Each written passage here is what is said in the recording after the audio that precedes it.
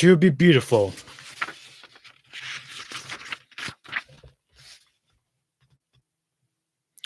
Flat and fat, those were the two words that Sarah thought of when she looked in the mirror, which she did a lot. How could somebody with such a curved belly be as flat as an ironing board everywhere else? Other girls could describe their shapes as being like an hourglass or a pear. Sarah was shaped like a potato. Looking at her bulbous nose, her prominent ears, and how all her parts seemed stuck onto her body at random, she was reminded of the Mrs. Mix and Match doll she had as a kid. The one with different eyes, ears, noses, mouths, and other body parts you could stick on her to make her look like as hilarious as you wanted. And so that was the nickname she came up with for herself, Mrs. Mix and Match. But at least Mrs. Mix and Match and Mr. Mix and Match, unlike the girls at school whom she called the Beautifuls, Sarah didn't have a boyfriend or any prospect of one. Sure, there was one boy she looked at and dreamed of, but she knew she wasn't looking at or dreaming of her. She guessed that she, like Mrs. Mix and Match and her single days, will just have to wait around until some equally unfortunate looking guy came along. But in the meantime, she needed to finish getting ready for school. Still looking at her worst enemy, the mirror, she applied some mascara and a pink tinted lip balm. For her birthday, her mom had finally given her permission to wear a little light makeup. She gave her dull, mousy brown hair a thorough brushing. She sighed. It was as good as it was going to get, and it wasn't good. The walls of Sarah's room were decorated with photos of models and pop stars she had cut out of the magazines. Their eyes were smoky, their lips full, their legs long. They were slender, curvy, and confident, young but womanly, and their perfect bodies were wearing clothes Sarah couldn't even dream of affording. Sometimes, when she was even dreaming of affording,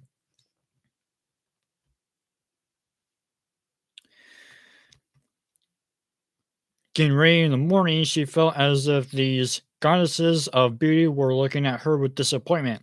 Oh, they seem to say, is that what you're wearing? Or, nope, hope of a modeling career for you. Still, she liked having the goddesses there. If she couldn't see beauty when she looked in the mirror, at least she could see it when she looked at the walls. In the kitchen, her mom was dressed for work in a long floral pink print dress. Her salt and pepper hair long and loose down her back. Her mom never wore makeup or did any special thing with her hair, and she had a tendency to put on weight and around her hips. Still, Sarah had to admit that her mom had a natural prettiness she herself lacked. Maybe it skips a generation, Sarah thought. Hey, Cupcake, Mom said. I picked up some bagels. I got that. I got that kind you like with all the seeds. You want me to pop one in the toaster for you? No, I'll just have a yogurt, Sarah thought. Though her mouth watered at the sight of a toasty, every bagel other than cream cheese. I don't need all of those carbs. Mom rolled her eyes. Sir, those little yogurt cups you live on just have 90 calories in them. It's a wonder you didn't pass from hunger in school. She took a bite of the bagel she had fixed for herself and put the top and bottom together sandwich style and cream cheese squished out and she chomped it. Besides, Mom said, her mouth full, you're much too young to be worried about carbs. And you're much too old not to be worried about them, Sarah wanted to say, but she stopped herself. Instead, she said, a yogurt and a bottle of water will be plenty to hold me over until lunchtime. So yourself, Mom said, but I'm telling you, this bagel is delicious. Unlike most mornings, Sarah actually made it to the school bus in time and she didn't have to walk. She sat by herself and watched YouTube makeup tutorials on her phone. Maybe on her next birthday, Mom will let her wear more than mascara and a BB cream and a tinted lip balm. She could get what she wanted to do some real contouring with make her cheekbones look more pronounced and her nose less bulbous. Getting her brows done professionally would also really help. Right now, she and her tweezers were fighting a daily battle against a unibrow. Before first period, as she got her science book out of her locker, she saw them. They strode out in the hall like supermodels going down a runway show, and everybody stopped what they were doing to watch them. Lydia, Juliana, Tabitha, and Emma, they were all cheerleaders. They were royalty. They were stars. They were who every girl in the school wanted to be and who every boy in the school wanted to be with. They were the beautifuls. Each girl had her own particular brand of beauty. Lydia had blonde hair and blue eyes and a rosy complex, complexion, while Jillian had fiery red hair and cat-like green eyes. Tabitha was dark with chocolate brown eyes and lustrous black hair, and Emma had chestnut hair and enormous doe-like brown eyes. All the girls had long hair, the beard to flip luxuriously over their shoulders, and were slender but enough curves to fill out their clothes in the bust and the hips. And their clothes were as beautiful as they were, all bought at high-end stores in big cities they visited on their vacations. Today they were all wearing black and white, a short black dress and a white collar and cuffs for Lydia, a white shirt with a black and white polka dot miniskirt for Jillian, a black and white stripe. What are they, penguins? A voice cut off Sarah's admiring thoughts. Huh? Sarah turned to see Abby, her best friend since kindergarten, standing beside her. She was wearing some kind of hideous poncho and a long, loose floral print skirt. She looked like she would be running a fortune telling booth at the school carnival. I said they look like penguins, Abby said. Let's hope there aren't any hungry seals around. She made a loud barking sound, then laughed. You're crazy, Sarah said. I think they look perfect. You always do, Abby said. She was hugging her social studies book against her chest, and I have a theory about why. You have a theory about everything, Sarah said. It was true. Abby wanted to be a scientist, and all of those theories will probably come in handy one day when she was working on her PhD. Hmm. You know how we used to play with Barbies when we were little? Abby asked. When they were little, Sarah and Abby each had pink carrying cases filled with Barbies and their various clothes and accessories. They had taken turns carrying the cases to each other's houses and had played for hours, stopping only for juice box and graham cracker breaks. Life had been so easy back then. Yeah, Sarah said. It was funny. Abby didn't change much since those days. She still wore her hair in the same braids, still wore gold wire framed glasses. The braces on her teeth and a few inches of height were the only differences still. When Sarah looked at Abby, she could at least see that the opportunity for beauty was there. Abby had a flawless coffee with cream complexion and startling hazel eyes behind those glasses of hers. She took dance classes after school and had a graceful, slender body, even if she hid it under hideous ponchos and other baggy clothes. Sarah had no beauty, and it tormented her. Abby had beauty, but didn't care about it enough to notice. My theory, Abby said, getting animated the way she did when she was lecturing, is that you used to love to play with Barbies, but now you're too old for them. You need a Barbie substitute. Those empty headed fashionistas or your Barbie substitute. That's why you want to play with them. Play? Sometimes it was like Abby was still a little kid. I don't want to play with them, Sarah said, though she wasn't sure this was exactly true. I'm too old to want to play with anybody. I just admire them, that's all. Abby rolled her eyes. What is to admire? The fact that they can match their eyeshadows to their outfits. If you'll excuse me, I think I'll go on admiring Mary Curie and Rosa Parks. Sarah smiled. Abby had always been such a nerd. A lovable nerd, but still a nerd. Well, you never had much interest in fashion. I remember how you used to treat your Barbies. Abby grinned back. Well, there was the one I shaved bald, and then there was the one with the hair I colored green with a magic marker so she looked like some kind of crazy supervillain. She wiggled her eyebrows. Now, if those teen queens could let me play with them that way, I might be interested. Sarah laughed. You're the one who's a supervillain. Nope, Abby said, just a smart aleck. Which is why I'm way more fun than those cheerleaders. Abby gave a little wave and then hurried off to class. At lunch, Sarah sat across from Abby. It was Friday, which was pizza day. And on Abby's tray was one of the school's rectangular pizza slices, a cup of fruit cocktail, and a carton of milk. School pizza wasn't the best, but it was still pizza, so it was pretty good. Too many carbs, though. Sarah had hit the salad bar instead and had gotten a green salad with low fat vinaigrette dressing. She looked like she liked ranch a lot better than vinaigrette, but ranch added too many calories. The other kids at the table were the nerds who hurried through their lunch so they could play card games until the bell rang. Sarah knew the beautifuls caught at the loser table. Sarah stabbed at her lettuce with her dull plastic fork. What would you do? She asked Abby. If you had $1 million. Abby grinned. Oh, that's easy. First, I'd wait, Sarah said, because she knew the kind of thing Abby was going to say. You're not allowed to say you'd give it to the Humane Society or the homeless or whatever. The money is just going to spend on yourself. Abby smiled. And since it's imaginary money, I don't have to feel guilty. That's right, Sarah said, crouching it on a berry carrot. Okay. Abby took a bite of pizza and chewed thoughtfully.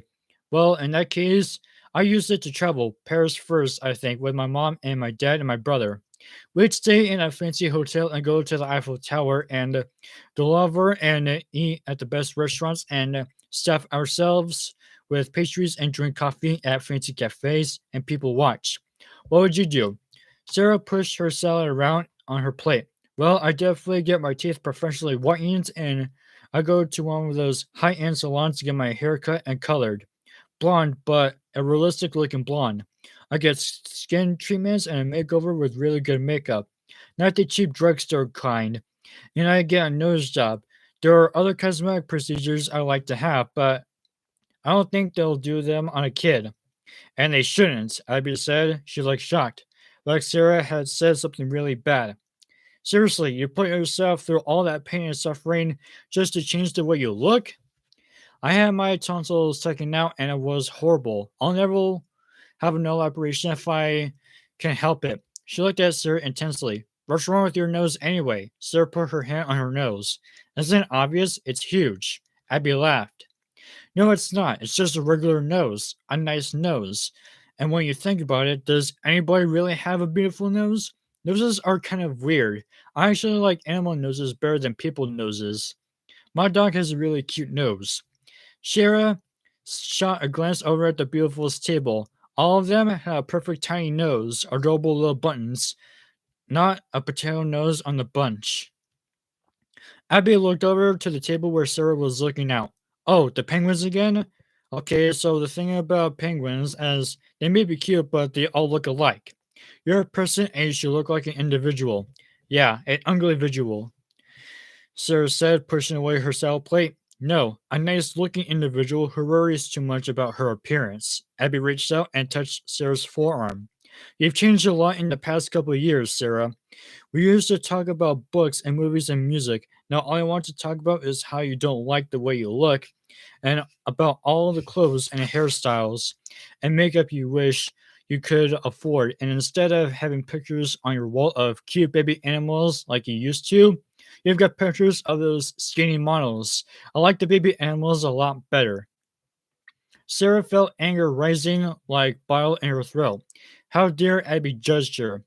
Friends were supposed to be the people who don't judge you. She stood up. You're right, Abby, she said loud enough that the people at the table turned to look at her. I've changed. I've grown up and you haven't. I think about adult things and you still buy stickers and watch cartoons and draw horses. Sarah was so angry that she marched up and left her tray on the table for somebody else to clean up. By the time school was over, Sarah had a plan. She wasn't going to sit at the loser table anymore because she wasn't going to be a loser. She was going to be as popular and as pretty as she possibly could be. It was amazing how quickly her plan fell into place. As soon as she got home, she dug in her dresser drawer where she kept her money. She had $20 of birthday money from her grandma and 10 left from her allowance. It was enough. The beauty supply store was just about a 15-minute walk from her house. She could get there and back, do what she needed to do before her mom got home at 6. The store was brightly lit with row after row of beauty products, brushes and curling irons, hair dryers, nail polish, and makeup. She headed for the aisle labeled hair color. She didn't have to have $1 million to become a blonde. She could do it for around $10 and just look like a million. She looked at a box marked pure platinum, decorated the picture of a smiling model with long, luminous white gold hair. Beautiful. The woman at the checkout counter and obviously dyed bright red hair and false eyelashes and made her resemble a giraffe. Now, if you want your hair to look like the picture, you'll have to bleach it first, she said. Bleach it? How? Sarah asked. Her mom used bleach and water to clean the floor sometimes. Surely this wasn't the same thing. You'll want to get the peroxide that's on the back aisle too, the cashier said. When Sarah returned with the plastic ball, the woman looked at her with narrowed eyes. Does your mama know you're about to color your hair, hon? Oh, sure, Sarah said, not making eye contact. She doesn't mind. She didn't know if her mom would mind or not. She guessed she would find out. Well, that's good then, she said, running up Sarah's purchases. Maybe she can help you. Make sure you get the color on good and even. At home, Sarah locked herself in the bathroom and read the directions from the box of hair color. They seemed simple enough. She put on the plastic gloves that came with the hair dye kit, draped a table over her shoulders, and worked the peroxide into her hair. She wasn't sure how long to leave the peroxide in, so she sat on the edge of the bathtub and played a few games on her phone and watched some YouTube makeup tutorials. First, her scalp started to itch, then it started to burn. It burned as if someone had thrown on a handful of lit matches into her hair. She quickly typed into her phone how long to leave peroxide in hair. The answer that appeared was no longer than 30 minutes.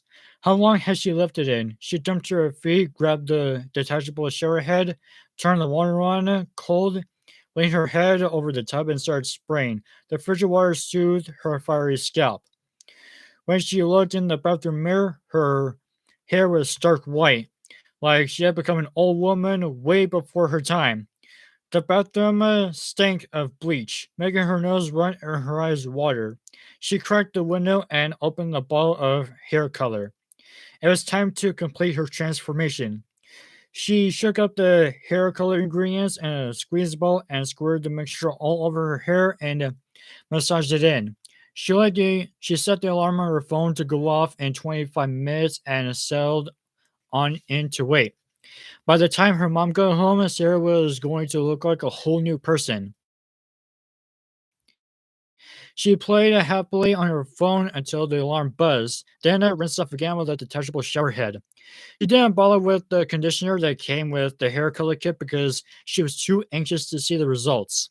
She toweled off her hair and stepped over to the mirror to see the new hair. She screamed. She screamed so loud that the neighbor's dog started barking. Her hair was not platinum blonde, but sewage green. She thought of Abby when they were little, coloring her Barbie's hair with green magic marker. Now she was that Barbie. How? How could she do something to make herself pretty and end up even uglier than before? Why was life so unfair? She ran to her room, flung herself onto her bed, and cried. She must have cried herself into a miserable sleep because the next thing she knew, her mom was sitting on the edge of the bed saying, What happened here? Sarah looked up. She could see the shock in her mom's eyes. I was trying to color my hair, Sarah sobbed. I want to be blonde, but you're green. I can see that, Mom said. Well, I would say here there will be consequences from you coloring your hair without my permission, but I think you're already experiencing some of those. You're going to clean up the bathroom though, but for right now, we need to see what we can do to make you look like less than a Martian. She touched Shira's hair. Oof, it feels like a straw. Listen, put on your shoes. The hair salon at the mall should still be open. Maybe we can fix this. Sarah put on her shoes and stuffed her mouse colored tresses under a baseball cap. When they got to the salon and Sarah yanked off the cap, the stylist gasped. Well, it's a good thing you call 911. This is definitely a hair emergency. An hour and a half later, Sarah was back to having brown hair. Now it's a few inches short because the stylist had to cut off the damaged ends.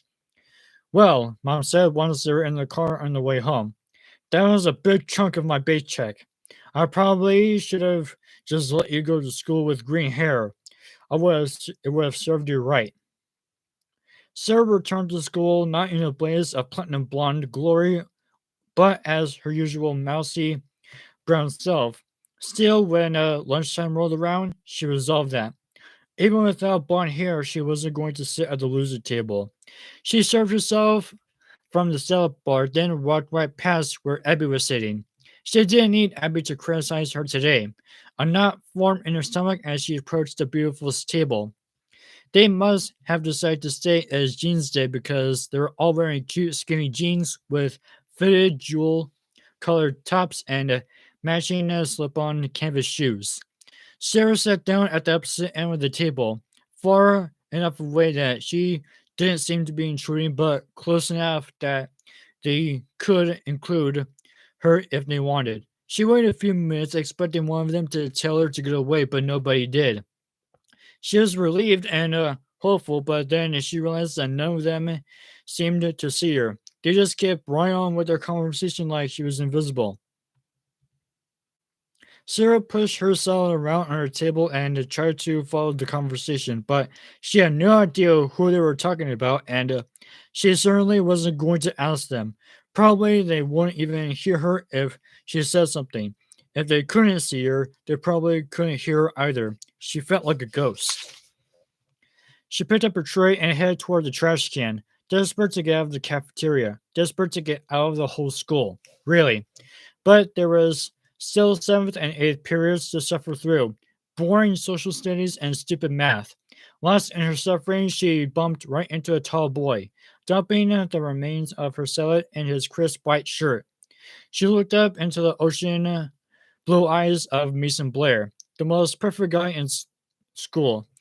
The guy she always hoped might notice her. Hey, watch where you're going, he said, picking up a cucumber slice of his expensive designer shirt. The vinaigrette covered vegetable had left a perfect oily circle in the middle of his chest. Sorry, she squeaked. Dana threw the rest of her salad, what Mason wasn't wearing, into the trash and half ran out of the cafeteria. What a nightmare. She had wanted Mason to notice her, but not this way. Not as the ugly, clumsy girl with fried, frizzy brown hair who gave a new meaning to the words tossed salad. Why did everything have to go so wrong for her? The Beautifuls never did anything stupid or clumsily, never humiliated themselves in front of a cute boy. They were beautiful. Their beauty was like a suit of armor that protected them from life's pain and embarrassment. When the school day finally dragged into an end, Sarah decided to walk home instead of taking the bus. Given how her day had been, she didn't feel like she could take the risk of being with a big group of kids again. It would just be inviting disaster. She walked alone, telling herself she might as well get used to solitude. But she was always going to be alone. She passed the brown cow at the ice cream stand where the Beautifuls went with their boyfriends after school, laughing as they sat together at picnic tables, sharing milkshakes or sundaes. And of course, the Beautifuls could scarf all the ice cream they wanted and not gain an ounce. Life was so unfair. To get to her house, Sarah had to walk past the wrecking yard. It was an ugly expanse of dirt filled with destroyed corpses of cars. There were smashed and pickup trucks, squashed SUVs, and vehicles that had been reduced to nothing more than rusty heaps of junk. She was more than one of the beautifuls had to pass a place so hideous on their way home. Even though the junkyard was horrible, or maybe because it was horrible, she couldn't help looking at it when she passed by. She was like a passing driver gawking at an accident on the side of the road. The car nearest the fence definitely fit into the heap of junk category. It was the most big, old sedans that only every elderly people still drove. The kind of car Sarah's mom called a land yacht. This yacht had seen better days. It had once been bright blue, but now it's mostly rusty orange brown. In some places, the rust have eaten all the way through the metal, and the car's body was so battered it looked like it had been attacked by an angry mob wielding baseball bats. Then she saw the arm. A thin, delicate arm was sticking out of the trunk of the car. Its little white hand with fingers outstretched as if waving hello, or waving for help, like someone who is drowning. Sarah, burned with curiosity, was what was the hand attached to? The gate was unlocked. Nobody seemed to be watching. After looking around to make sure nobody was nearby, she stepped inside the wrecking yard. She approached the old sedan and touched the arm, then the hand. It was metal from the feel of it. She found the handle in the trunk and pulled it, but the lever wouldn't budge. The car was so dented and battered that the trunk wouldn't open and close properly anymore. Sarah thought of the story of a teacher had read to her class once in elementary school about King Arthur pulling a star from the stone when nobody else could. Could she pull the stone or whatever it was from this wrecked vehicle? She looked around until she found a stronger, flat piece of metal that could maybe work as a substitute crowbar. Sarah braced her foot against the car's crumbled bumper, slid the metal inside the trunk door, and pried upward. The first time she tried, it couldn't give it all, but the second time it flipped open and threw her off balance. She fell backward and landed on her butt in the dirt. She stood up to inspect the owner of the hand she had been sticking out of the trunk. It was a discarded doll, outgrown by some little girl and tossed in the trash to end up in the dump. The thought made Sarah sad. Sarah pulled the doll from the trunk and stood up on its feet. Though once she had looked at it, she wasn't sure doll was the right word to describe it. It was a few inches taller than Sarah herself. It was jointed so that its limbs and waist looked movable.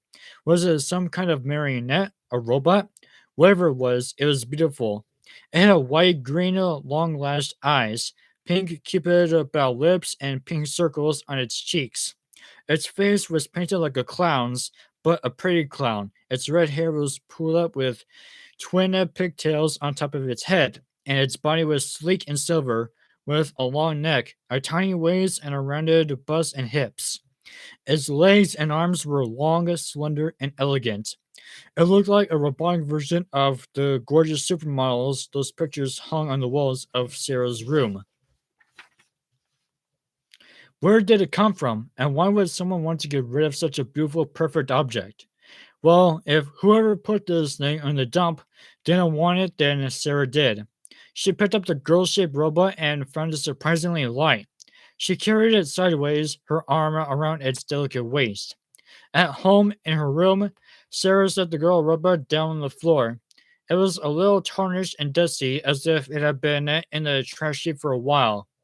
Sarah went into the kitchen and got a rag and a bottle of a cleaner that was supposed to be safe for metal surfaces. She sprayed and wiped the front of the robot inch by inch from head to toe. The shininess made it even more beautiful. As Sarah got behind the robot to clean the other side, she noticed an on-off switch at the small of its back. After she finished wiping it down, she turned the switch position to on. Nothing happened. Sarah turned away, slightly disappointed. The robot was still cool to have, though, even if it didn't do anything. But then a rattling sound made Sarah turn back around. The robot was shaking all over like it was either going to rev up or break down entirely. Then it went still. Sarah regained herself once more to the idea that the robot wasn't going to do anything. until it did. The robot's waist pivoted, making its upper body move. It slowly raised its arms and then put them down. Its head turned to face Sarah, seeming to look at her with its big green eyes. Hello, friend, it said in a slightly metallic sounding version of a young girl's voice. My name is Eleanor. Sarah knew the Thana couldn't be talking to her own personally, but it felt like it was. Hi, she whispered, feeling a little silly for entering with a conversation with an intimate object. I'm Sarah. Nice to meet you, Sarah, the girl robot said. Whoa, how had it said her name back to her? It must have been some pretty sophisticated built in computer or something. Sarah thought it was the kind of thing her brother might know about. He was in college majoring in computer science. The robot took a few surprisingly smooth steps towards Sarah. Thank you for rescuing me and cleaning me up, Sarah, Eleanor the robot said. I feel good as new.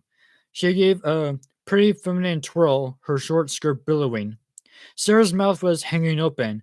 Wow, this thing is capable of actual conversation, of actual thought? You're welcome, she said. Now, Eleanor said, placing her cold, hard little hand on Sarah's cheek. You tell me what I can do for you, Sarah. Sarah stared at the robot's blanky pretty face. What do you mean? You did something nice for me. Now, I'm going to do something nice for you. Eleanor cocked her head like an adorable puppy. What do you want, Sarah? I want to make your wishes come true. Nothing really, Sarah said. It wasn't the truth, but really, how could this robot make her wishes come true? Everybody wants something, Eleanor said, brushing Sarah's hair away from her face. What do you want, Sarah? Sarah took a deep breath. She looked at the images of models and actresses and pop stars on her walls. She might as well say it. Eleanor was a robot. She wouldn't judge her. I want, she whispered, feeling embarrassed. I want to be beautiful. Sarah clapped her hands. To be beautiful. What a wonderful wish. But it is a large wish, Sarah, and I am petite. Give me 24 hours and I'll have a plan to start making this wish come true. Okay, sure, Sarah said, but she didn't believe for 1 minute that this robot had the ability to transform her looks. She couldn't even quite believe that she was having a real conversation with it. When Sarah woke up the next morning, Eleanor was standing in the corner as still and lifeless as the other decorative objects in Sarah's room. No more alive than the stuffed Freddy Fazbear she had on her bed when she was 6. Maybe the conversation with Eleanor had just been a particularly vivid dream. That afternoon, when Sarah got home from school, Eleanor pivoted her waist, raised and lowered her arms, and moved smoothly over to Sarah. I made you something, Sarah, she said. Eleanor put her hands behind her back and produced a necklace. It was a chunky silver chain with a large, cartoonish silver heart pendant dangling from it. It was unusual, pretty. You made this for me? Sarah said. I did, Eleanor said. I want you to make me a promise. I want you to put this necklace on and never, ever take it off. Do you promise you'll keep it on as always? I promise, Sarah said. Thank you for making it for me. It's beautiful, and you will be beautiful too, Sarah said. Since your wish is so big, Sarah, I can only grant it a little at a time. But if you wear this necklace and keep it on, each morning when you wake up, you'll be more beautiful than the day before. Eleanor held out the necklace and Sarah took it. Okay, thanks, Sarah said, not believing Eleanor for a minute, but she put on the necklace anyway because it was pretty. It looks good on you, Eleanor said. Now for the necklace to work. You have to let me sing it to sing you to sleep. Like now? Sarah asked. Eleanor nodded. It's early though. Mom isn't even home from work yet. For the necklace to work, you have to let me sing you to sleep, Eleanor repeated. Well, I guess I could take a little nap, Sarah said. Not entirely sure she was already sleeping and dreaming. Get into bed, Eleanor said, moving in her smooth stroll in the side of Sarah's bed. Even though she was a robot, everything about Eleanor was so feminine and lovely. Sarah pulled back the covers and got into bed. Eleanor sat on the edge of the bed and stroked Sarah's hair with her cold little hand. she sang. Before Eleanor sang the last note, Sarah was asleep. Sarah was usually grouchy and grumpy in the morning, but this morning she woke up feeling great. Eleanor, she noticed, was standing still in the corner of her room in her inanimate object pose. Somehow, Eleanor being there made Sarah feel safe, as if Eleanor were standing guard. Maybe Eleanor was just an inanimate object, Sarah thought as she sat up in the bed. But then she reached up and felt the silver heart pendant hanging just below her throat. If the necklace was real, the talk she had with Eleanor must be real too. So she moved her hand away from the necklace. She noticed something else. Both of her arms, actually. They were slimmer and more toned somehow, and their skin, which was unusually swallow, was healthy and glowing. The dry patches of skin she was prone to had disappeared, and both arms were soft and smooth to the touch. Even her usual chapped elbows were as soft as kitten noses. And her fingers, as she touched her arms with them, she felt different too. She stretched out her hands to inspect them. Her once stubby fingers were long, elegant, and tapered. Her formerly short, knobby nails were now longer than her fingertips and shaped in perfect ovals. Amazingly, they were also painted a gorgeous soft pink, each nail like a perfect rose petal. Sarah ran into the mirror to give herself a full inspection. Some mix and match face, nose, and body, but now with a perfect pair of arms and hands, she thought of Eleanor's words from last night. Each morning, when you wake up, you'll be a little more beautiful than the day before. Sarah was definitely a little more beautiful. Was this the day it was going to work? That morning, a different part of her would be transformed? She darted to the corner where Eleanor was standing. I love my new arms and hands. Thank you, she said to the unmoving robot. So, like, I'm going to wake up every morning to one new part until I'm totally transformed? Eleanor didn't move. Her face kept the same printed on expression. Well, maybe I'll just have to wait and see, huh? Sarah said. Thanks again. She stood on tiptoe, kissed the robot on its cold, hard cheek, and then hurried to the kitchen for breakfast. Her mom was sitting on the table with a cup of coffee and half a grapefruit. Wow, I didn't even have to yell at you to get out of bed this morning, Mom said. What's going on? Sarah shrugged. I don't know, I just woke up feeling good. I slept well, I guess. She poured some cornflakes in a bowl and drenched them in with milk. Well, you were already passed out when I got home. I thought about making you for dinner, but you were out like a light, Mom said. She watched as Sarah shivered with cereal. And you're eating real food too. Would you like the other half of this grapefruit? Sure, thanks, Sarah said. As she reached for the grapefruit, her mom grabbed her hand. Hey, when did you get your nails grow out? Sarah knew she couldn't say last night, so she said, over the past couple of weeks, I guess. Well, they look fantastic, Mom said, giving her hand a squeeze before she let it go. Healthy too. Haven't been taking those vitamins I bought you? Sarah hadn't been, but said yes anyway. Good, her mom said, smiling. It's definitely paying off. After breakfast, Sarah selected a pink shirt that complimented her nail color and took some extra time with her hair and makeup. At school, she would feel a little less invisible. While she was in the restroom washing her hands, Jillian, one of the beautifuls, came in. She checked her perfect face and hair in the mirror, then glanced down at Sarah's hands. Oh, I love that polish, she said. Sarah was so shocked she could barely manage to say thanks. Jillian flounced out of the restroom, no doubt to join her popular friends. But she had seen Sarah. She had noticed Sarah, and she had liked at least one thing about her. Sarah smiled to herself for the rest of the day. Eleanor was mostly non-tractional.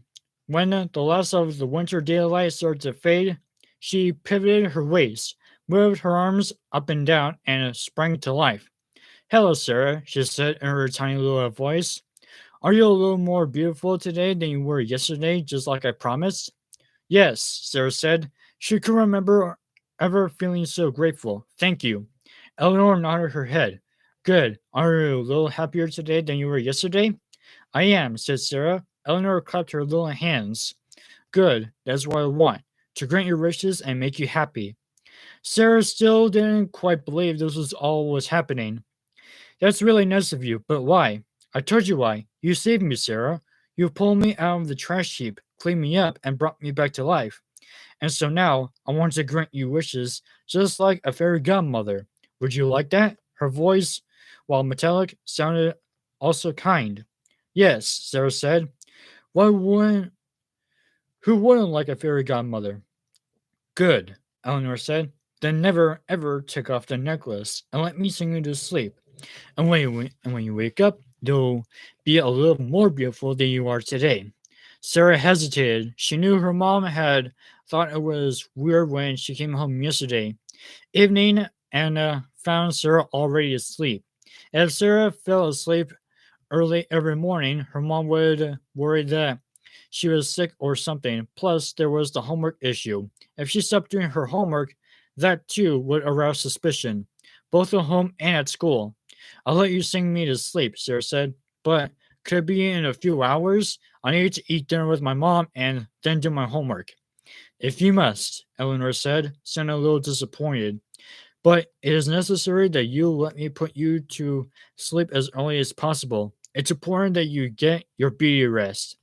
After spaghetti dinner and an hour and a half of math and English, Sarah took a quick shower, brushed her teeth, and put on her nightgown. When she approached Eleanor, who was standing in her corner, I'm ready, Sarah said. Then get in bed like a good girl, Eleanor said. Sarah climbed under the covers, and Eleanor came to the bed with her rolling gait. She sat on the edge of the bed and reached out to touch Sarah's heart-shaped pendant. Remember to keep it on always and never ever take it off, Eleanor said. I'll remember, Sarah said. Eleanor stroked Sarah's hair with her cold little hand and sang her a lullaby. Once again, Sarah fell asleep before she knew what hit her. She woke up feeling refreshed and then she stood up. She seemed to stand a little straighter, a little prouder, a little taller. She ran to the mirror and pulled up her nightgown to expose her legs. They were magnificent. She was no longer a stubby Mrs. Mix and Match with legless feet stuck into her dumpy body. Her legs were long and shapely, with toned calves and dainty ankles a model's legs. One day she ran her hands over them. The skin was smooth and sleek. She looked down and noticed that the nails on her perfect. Adorable toes were polished the same rosy pink as her fingernails. Sarah usually wore jeans to school, the better to cover her stubby limbs, but today she was going to wear a dress. She ran to her closet and took out a lovely lavender dress her mom had bought her last spring. She hadn't liked the way it looked on her then, but now it showed her off her long, shapely arms and legs. She slipped on some ballet flats and admired her reflection in the mirror. She still didn't look exactly how she wanted to. That potato nose had to go, for one thing, but she was definitely making progress. She put on a little bit of makeup when she was allowed to wear, brushed her hair, and went down to breakfast. Her mom was standing on the stove, stirring eggs in the pan. Look at you, you're a knockout. Mama looked her up and down, smiling. Is it picture day or something? No, Sarah said, sitting down at the table and pouring herself a glass of orange juice. I just felt like an amazing effort today. Is there something special you're making an effort for? Mom asked in a teasing tone. Sarah's mind wandered for a moment to Mason Blair, but then the image turned into her bumping into him and covering him with salad. No, just for me, I guess. Mom smiled. Wow, that's really nice to hear. Hey, do you want some eggs? Sarah felt a sudden ravageous hunger. Sure, she said. Her mom dished up scrambled eggs and a toast for each of them, and then sat down. I don't know what it is, Mom said, but for the past couple of days, you just seem so much more mature and easy to talk to. She sipped her coffee and looked thoughtful. Maybe you just been going through an awkward stage the last year or so, and you're starting to outgrow it. Sarah smiled. Yes, I think that might be it. The awkward stage was my entire life before I met Eleanor, Sarah thought. At school, Sarah saw Abby in the hall and felt a pang of missing her. The two of them had a much history together, going back to the days of finger paint and Play Doh. But Abby was stubborn, and if Sarah wanted for Abby to apologize to her, it might never happen. She walked up to Abby at her locker. Hey, Sarah said. Hey, Abby dug around her locker and didn't make eye contact with her. Listen, Sarah said. I'm sorry I said those mean things to you the other day. Abby finally looked at her. Hey, they were wrong. I still do like cartoons and stickers and horses. Yeah, and not there's nothing wrong with that. Stickers and horses and cartoons are nice, and you're nice. And I'm sorry. Friends? She held her hand out and Abby laughed and hugged her instead. When Abby pulled away from the hug, she looked at Sarah up and down. Have you gotten taller or something? There was no way she could explain it. No, I'm just working on having better posture. Well, you're definitely succeeding. Eleanor had put Sarah to sleep with her usual sweet song the night before. This morning, still lying in bed, she looked at her body to see if she could tell which parts had been an upgrade. To her surprise, the parts of her that had been soft and flabby were now tight and toned, and parts that had been flat and childish were now rounded and feminine. Sarah chose a fitted t-shirt and a denim miniskirt to wear to school. Her pitiful little training bra didn't hook anymore, so she made it do with the sports bra she worked for gym class. It was a tight fit. At breakfast, she asked her mom, Can we go shopping this week? Well, I get paid on Friday, so a little shopping wouldn't be out of the question, Mom said, pouring herself more coffee. Anything in particular you're looking for? Sarah looked down at her chest and grinned sheepishly. Oh, her mom said, sounding startled. Well, those certainly snuck up on me. Of course, we can buy you some bras that fit. She smiled and shook her head. I can't believe how fast you're growing up. Neither can I. It was true. It feels like it happens every night, Mom said. Because it does, Sarah thought. At school, Sarah could feel eyes on her. Boys' eyes. For the first time, she felt noticed. She felt seen. It was dizzying, exciting. In the hall on the way to English, a trio of boys, cute boys, looked at her, then looked at one another and whispered something, then laughed. But it wasn't a mean or mocking laugh, wondering what they'd say. Sarah looked down back at them and bumped right into, no, it couldn't be, not again, Mason Blair. She felt her face flushing and braced herself for him to tell her to watch where she is going again, but instead he smiled. He had really great teeth, straight and white. We have to stop bumping into each other like this, he said. Actually, I think it's me bumping into you, Sarah said. At least, I wasn't carrying a salad this time. Yeah, his smile was dazzling. That was really funny. Yeah, Sarah said, though it struck her strange as he did the salad incident was funny now. When it had happened, he seemed annoyed. Well, if you're going to keep running into me, I had at least need to know your name. I just keep calling you Salad Girl. I'm Sarah, but you can call me Salad Girl if you want. Nice to meet you, Sarah. I'm Mason. I know. She could have kicked herself so much for playing it cool. Okay, well, I'll see you around, Sarah the Salad Girl. He gave her one last flash of a smile. See you, Sarah said. She continued on her way to English, but all she could think about was that she just had a conversation, a real human conversation with Mason Blair. Sarah sat down next to Abby in class. Mason Blair just talked to me, Sarah whispered. Like, talk to me, talk to me. I'm not surprised, Abby whispered back. There's something about you lately. What do you mean? Abby crinkled her forehead the way she did when she was thinking hard. I don't know. I can't exactly put into words. It's like you're glowing from the inside out. Sarah smiled. Yeah, that is what it's like, but really, it was the changes on the outside that were making her glow inside. In the evening, after Eleanor did her wake up movements, Sarah threw her arms around her. It felt strange to hug something so hard and cold, and when Eleanor's arms encircled Sarah, she felt a flicker of what had been fear, but she quickly pushed the feeling away. There's nothing to be afraid of. Eleanor was her friend. Eleanor, Sarah said, drawing back from the hug, I couldn't be happier with my new body. It's perfect. Thank you so much. I'm glad, Eleanor said, cocking her head. All I want is for you to be happy, Sarah. Well, I'm loads happier than I was before. I found you, Sarah said. Today, it was like I could feel all these people seeing me, and they liked what they saw. The guys I have a crush on for months even noticed me and talked to me. That's wonderful, Eleanor said. I'm glad you've been able to make all your wishes come true, Sarah. A dark cloud suddenly passed over the brightness of Sarah's mood. Well, she said, not all of them. She reached up and touched her potatoey nose. Really? Eleanor sounded surprised. What is that you still wish, Sarah? Sarah took a deep breath. I love my new body, she said. I really do, but I'm kind of what some guys call pretty from afar, but far from pretty. Eleanor caught her head again. Pretty from afar? I don't understand, Sarah. Well, guys would say she looks great from far away, but don't get too close to her face.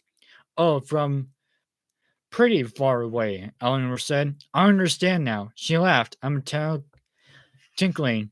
It was very amusing. It's not if someone's using it to describe you, Sarah said. I suppose it isn't, Eleanor said. She reached up and touched Sarah's cheek. Sarah, do you really want me to change all this? Do you want a new face? I do, Sarah said. I want a tiny nose and full lips and high cheekbones. I want longer, dark lashes and nice eyebrows. I don't want to look like Mrs. Mix and Match anymore. Eleanor laughed her tinkly laugh again. I can do this for you, Sarah, but you have to understand, it's a big change. You can look in the mirror and see longer legs or a curvier figure, and they just look like you've grown. Faster than expected, maybe, but still, growth is normal for a child. It is something you know will happen. All your life, though, you've looked in the mirror, seen your face, and said, That's me.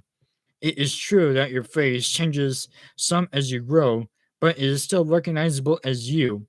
To see a totally different face as your reflection could be quite a shock.